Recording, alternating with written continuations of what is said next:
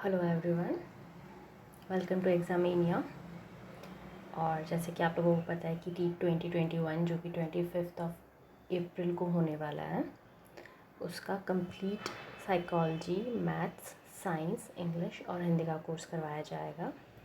तो ये हमारा child development, pedagogy and psychology का टॉपिक है, जो कि रीड के सिलेबस के अकॉर्डिंग होगा। तो स्टार्ट करते हैं। जैसे कि सबसे पहले सिलेबस में दिया हुआ है ग्रोथ एंड डेवलपमेंट, तो उसकी वीडियो पहले बना चुकी हूँ। उसके बाद में है डायमेंशंस ऑफ डेवलपमेंट, कौन कौन से तरीके के डेवलपमेंट होते हैं, and then comes the principles of development. Development के क्या क्या प्रिंसिपल होते हैं जिसके अकॉर्डिंग डेवलपमेंट होता है, जिसको हम जनरलाइज कर सकते हैं। तो हमारा फर्स्ट प्रिंसिपल आता है principle of continuity. Principle of continuity आता है। इसमें क्या होता है, तो प्रिंसिपल ऑफ कंटिन्यूटी में क्या होता है कि हमारा डेवलपमेंट ऐसा नहीं है कि आज हम थोड़े से बड़े हुए, फिर कल हम और थोड़े से बड़े हुए, फिर हम थोड़े से और बड़े हुए। मतलब ऐसे पार्ट्स में नहीं होते रहते कि इतना हुए फिर कभी और इतना होंगे, फिर कभी और इतना होंगे। ये कंटिन्यूस प्रोसेस है जो जीवन पर्यंत चलता रहता है, which goes on from birth to death, जो हर टाइम चलता रहता है, हर वक्त चलता रहता है, बर्थ से लेकर डेथ तक। ठीक है। और इसके लिए एक सबसे बढ़िया जो वर्ड यूज़ हुआ है या लाइन यूज़ हुई है प्रिंसिपल ऑफ कंटिन्यूटी के लिए, वो है ये वूम टू टूम चलता है। वूम टू टूम, जन्म से कब्र तक, इसे ही कहते हैं प्रिंसिपल ऑफ कंटिन्यूटी। हम थोड़ा सा फास्ट चलेंगे बिकॉज हमें पूरा कोर्स कंप्लीट करना है। ठीक है सारे, लेकिन फास्ट चलने का मतलब ये नहीं है कि कोई भी कॉन्सेप्ट छोड़ा जाएगा। आई होप आपको ये समझ आ गया होगा प्रिंसिपल ऑफ कंटिन्यूटी। अब चलते हैं हमारे सेकंड प्रिंसिपल पे। तो सेकंड प्रिंसिपल क्या कहता है, ऐसे तो हमारे बहुत सारे प्रिंसिपल्स हो सकते हैं, लेकिन मेन जो भी टी या रीट या कोई भी टीचर्स एग्ज़ाम होता है, उसके लिए जो मेन 10-11 होते हैं वो पढ़े जाते हैं। 11-12-13 पढ़ लो एट मैक्स। उसी में से सारे क्वेश्चन आ जाते हैं और उन्हीं को घूम घूम के बताया जाता है। तो देखते हैं हमारा सेकंड प्रिंसिपल क्या है। सेकंड प्रिंसिपल है प्रिंसिपल ऑफ इंटीग्रेशन।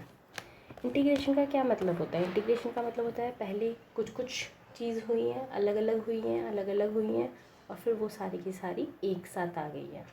ठीक है।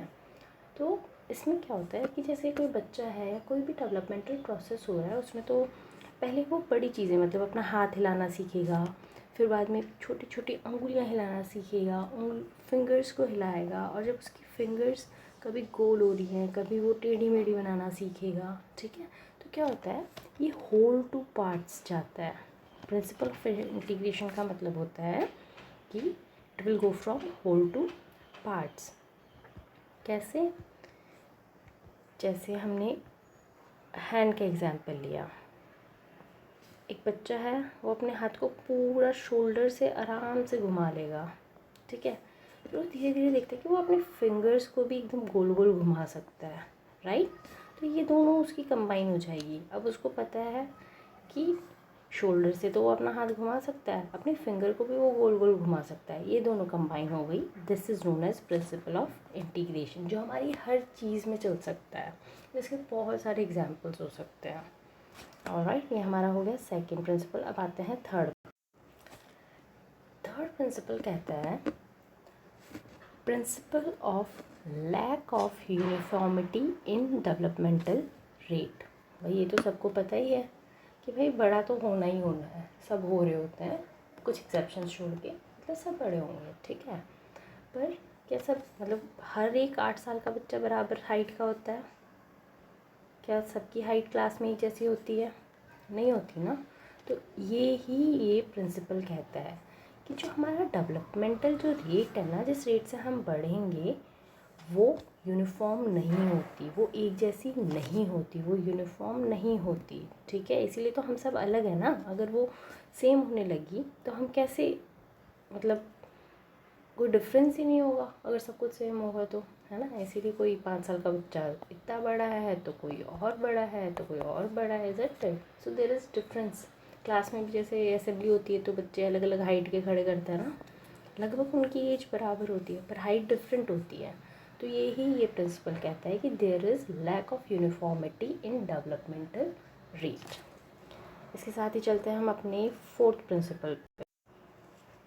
ऑलराइट, तो फोर्थ प्रिंसिपल है प्रिंसिपल ऑफ इंडिविजुअल डिफरेंस। ये एक तरीके से मान लो जो थर्ड प्रिंसिपल है उसी की कॉन्टिन्यूटी में है।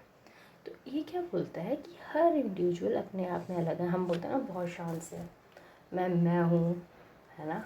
हम सब अलग हैं, सब में एक अलग डिफरेंस है। जैसे हर इंसान, हर बच्चा, मतलब कुछ एक्सेप्शन छोड़ दो, बट हर बच्चा चलना सीखेगा, वो तो है ही, है ना, वो सीखेगा ही। बट वो किस टाइम पे चलना सीखेगा वो अलग होगा। वो किस तरीके से, कई बच्चे होते हैं कि ज़मीन पे घिसट के और फिर वो एकदम खड़े होने लग जाते हैं। कई बच्चे होते हैं वो जैसे घुटनों के बल चलते हैं, फिर वो खड़े होते हैं, फिर वो धीरे धीरे शुरू करते हैं। तो ये सबका एक अलग अलग पैटर्न होता है, ठीक है। कोई छोटा सा बच्चा होता है वो बहुत अच्छा बोलता है, बहुत अच्छे से लिखता है। कई होते हैं जिसको टाइम लगता है, ठीक है। तो देयर इज़ इंडिविजुअल डिफरेंस। ये तो प्रकृति का नियम है, हर कोई भिन्न है ना। हम सब बने सेल से, पर हम सब अलग अलग हैं एकदम, ठीक है। तो this is our principle of individual difference. अब हम आते हैं हमारे फिफ्थ वन पे। फिफ्थ है हमारा प्रिंसिपल ऑफ यूनिफॉर्मिटी। अब भाई ये तो हो गया थोड़ा सा कंफ्यूजिंग। पहले हम बोल रहे हैं अलग अलग है और अब हम बोल रहे हैं कि यूनिफॉर्मिटी है इनमें। ये क्या बात हुई? ये बात हुई है ऐसी कि यूनिफॉर्मिटी का मतलब क्या होता है? एक साथ, एक जैसा, एक तरीके का। जैसे हमारी यूनिफॉर्म होती है, स्कूल्स में यूनिफॉर्म होती है बच्चों की, सब एक जैसे से होते हैं। तो सिमिलरली प्रिंसिपल ऑफ यूनिफॉर्मिटी क्या बोलता है कि आप किस रेट पे बढ़ोगे ये तो डिफरेंट है, बट हाँ आप बढ़ोगे। हर एक की हाइट होती है, हर एक बच्चा बड़ा होता है ना।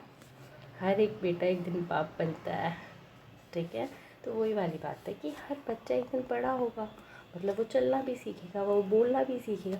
तो ये यूनिवर्सल है कि मतलब वो बड़ा भी होगा, चलेगा भी, वॉक भी करेगा, बातें भी करेगा। तो ये यूनिवर्सल है, इसकी रेट डिफरेंट हो सकती है। तो ये ही मतलब सारे प्रिंसिपल्स एक दूसरे से इंटरकनेक्टेड है, ठीक है। हम डेप्थ में जाएँ तो इनमें बहुत सी चीज़ें डिफरेंट होती जाती हैं, बहुत माइन्यूट सी चीज़ें, बट जितना हमें रीड के एग्ज़ाम के लिए चाहिए इसके अकॉर्डिंग इतना इनफ है।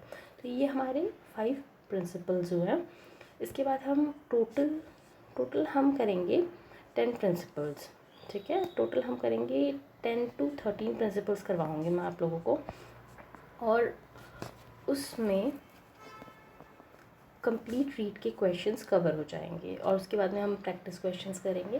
तो इस वाली वीडियो में 5 प्रिंसिपल्स, नेक्स्ट वाली वीडियो में मैं बाकी बचे हुए सारे प्रिंसिपल्स करवाऊँगी।